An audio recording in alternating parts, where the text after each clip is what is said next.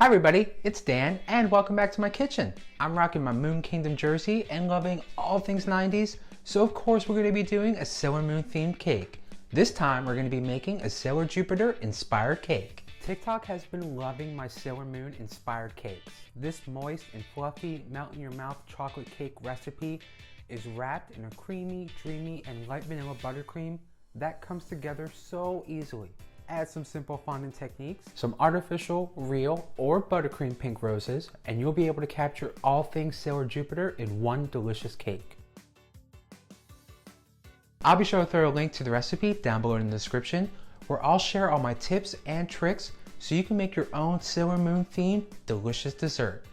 And stay tuned at the end of the video for more information about the KitchenAid stand mixer giveaway. Plus, if you're new in my kitchen and you love all things Sailor Moon, don't forget to subscribe down below and turn on the bell so you don't miss out every time I post a new video. Now let's go ahead, preheat your oven to 350 degrees and get started on the chocolate cake that we're going to be transforming into one delicious Sailor Moon themed dessert. First step is going to be to grab a mixing bowl and add in 3 cups of flour,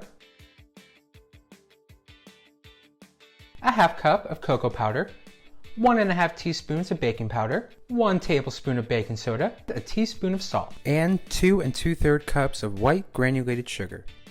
Then we'll just go in with a hand whisk and really just whisk all these dry ingredients together until they are nice and combined. Once your dry ingredients are all whisked together, scoot those to the side, grab yourself another mixing bowl and begin adding in your wet ingredients. So first up, let's add in a half cup of sour cream, 1 cup buttermilk at room temperature, 3 large eggs at room temperature, 1.5 cups of fresh brewed coffee, 3/4 cup of vegetable oil, and 1 tablespoon of vanilla extract. Now let's just blend those together with our hand mixer, or you can use your hand whisk until all these ingredients are fully incorporated together. Now with our wet ingredients all blended together, let's add those right into the dry ingredients and whisk them to combine.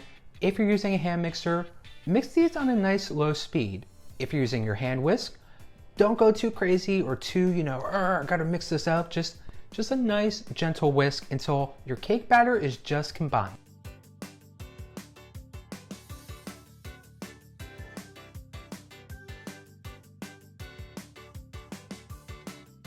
Then we'll just add the batter evenly into our prepared cake pans,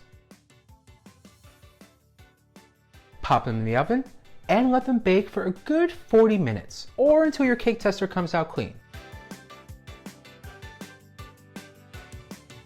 So our cakes have baked, they've cooled, I've leveled and halved. Now it's time to fill each layer with our delicious vanilla buttercream. Now you can fill your Sailor Moon cakes with just about anything you'd like.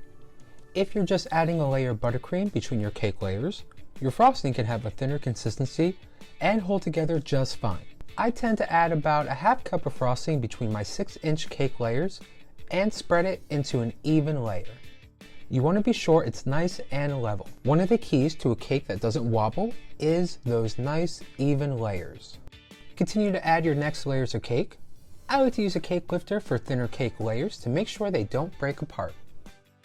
Once your cake layers are filled and stacked, it's going to be time to cover with even more vanilla buttercream. Once you've stacked and filled all your cake layers, your cake should look something just like mine here.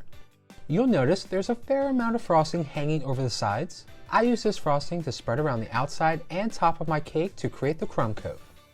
The crumb coat is a thin layer of frosting on the outside of a cake that holds in the crumbs so they won't mix into your final layer of frosting.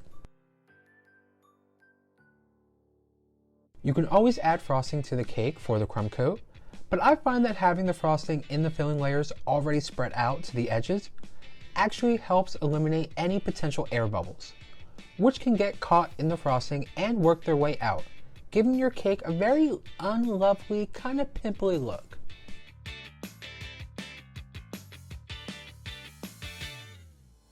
Once you have your crumb coat, you are ready to frost your cake. If needed though, you can always refrigerate your cake prior to frosting it. Once your cakes have been filled and stacked with that vanilla buttercream, you're ready to cover with even more delicious frosting. So to get started from here, you'll want your piping bag filled with buttercream. Starting from the bottom of your cake, pipe your buttercream around the edge, trying to keep even pressure on the bag so that the layer of frosting is even. You will have multiple layers of piped buttercream here, depending on the height of your cake. The top layer needs to stick above the edge of the cake though. This will be important later for smoothing the top edges corners of your cake. When you're done applying the icing to the sides of the cake, it's time to smooth it over. This is where the icing smoother comes in. Place it against the side of your cake. You want to hold it straight up and down, as straight as possible. Hold your icing smoother in the same place and use your other hand to turn the cake turntable. Continue to turn the turntable, scraping the icing off the smoother occasionally so that there isn't too much buildup. I clean off my smoother regularly, and when I scrape the excess buttercream off of it, I usually also wipe it with a paper towel so that there isn't anything left on there that will mess up the buttercream once I place it back on the side of the cake. To do the edges, you can use the icing smoother or an offset spatula. The spatula should be about a 45-degree angle. Pull the icing in towards the middle of the cake, making the corner level with the top of the cake. After your cake has chilled and set in the fridge for a quick 5 minutes, it's going to be time to start with some simple fondant decorations. Begin to roll your fondant. I prefer to roll my fondant out on a silicone mat ever so lightly dusted with powdered sugar. You'll need to roll 2-inch tall strips about 16 inches long. Lightly brush with a tiny amount of water and wrap the bottom of your cake with a fondant collar. You'll take your second fondant collar with the peekaboo triangle cut out for the top of the cake and follow those same steps. Now let's move on to our simple fondant bow that's going to sit right in front of our Sailor Moon cake to really bring that outfit together. Now let's move on to our simple fondant bow that's going to sit right in front of our Sailor Moon cake to really bring that outfit together. So we're going to take more of our fondant and roll it out on a lightly dusted surface. Then, using a bow template, which you can find in the recipe link below, we're going to cut out 4 bow pieces in total here. 2 for the right and 2 for the left. So when we put them together, we get one nice bow.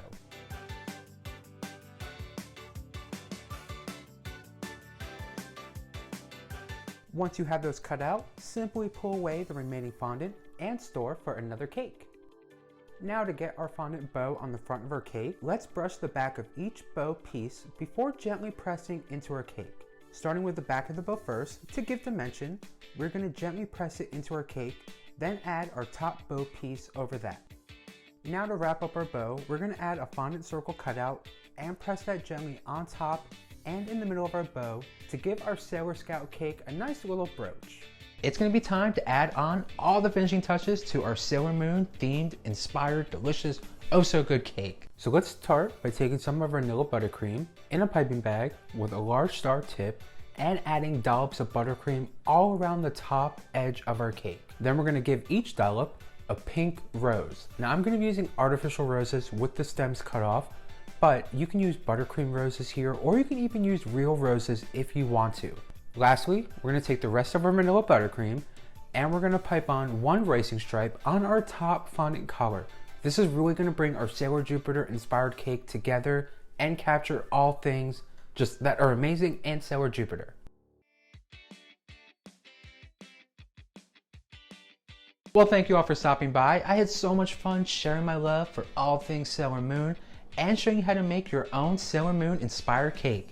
If you're a fan of all things Sailor Moon and all things chocolate cake, why not give this video a thumbs up?